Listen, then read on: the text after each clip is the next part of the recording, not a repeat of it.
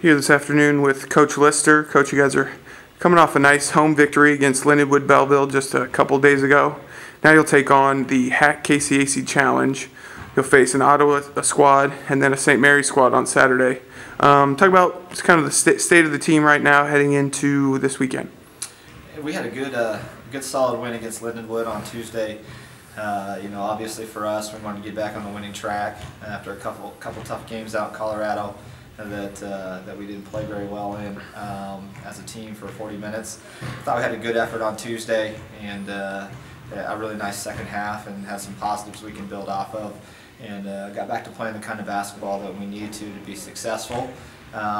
This weekend we're playing a couple teams that are both capable of playing well against us and have the opportunity to beat us if we don't show up and play. Ottawa's a team that has some returning experience and was, I think, picked 4th in their league. And the KCAC, a team that beat us last year at our place. And so obviously a team that we're taking very seriously.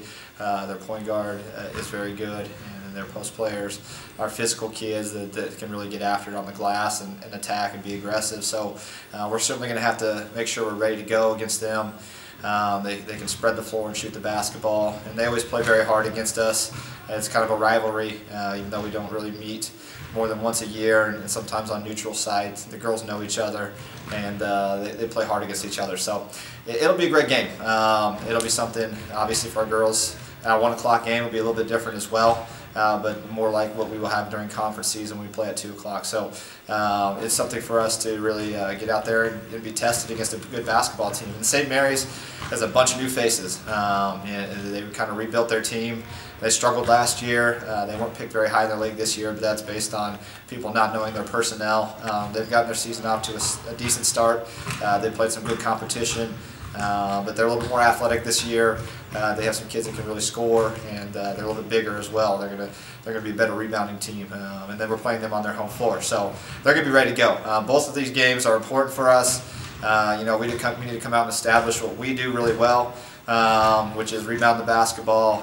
Play hard on the defensive end. And just try to use our size and athleticism on the perimeter to create good shots for each other.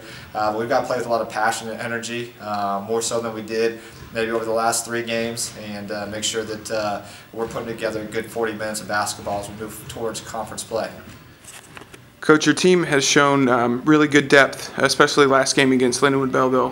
Talk about some of those players that have stepped up nicely for you, and how important that is to have a good bench. Yeah, at this level, we don't have TV timeouts. Your kids are on the floor, I think, more extensively for longer periods of time without as many breaks, and it's important that you have kids that can come off the bench and rest some of your starters and come in and play at a high level.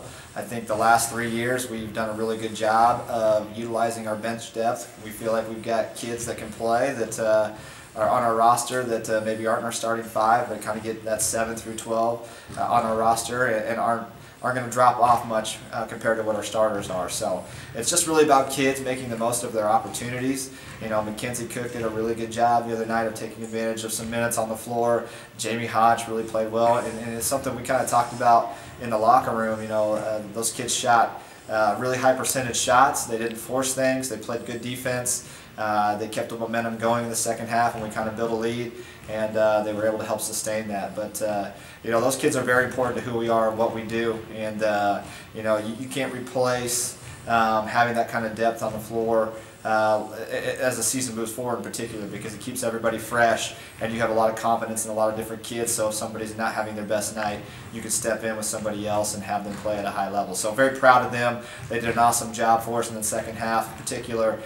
Played some really high level quality minutes for us, and we expect them to be able to do that throughout the year. And just to kind of touch on that while I can, I know Tuesday night was the 100th career victory, and a lot of that goes to the players and my assistant coaches and all the work that they put in. I didn't really get a chance to say that, and I was kind of caught up in the moment there. But I want to make sure I thank all of them for all of their hard work and all of the kids that have played, obviously, for me in the past.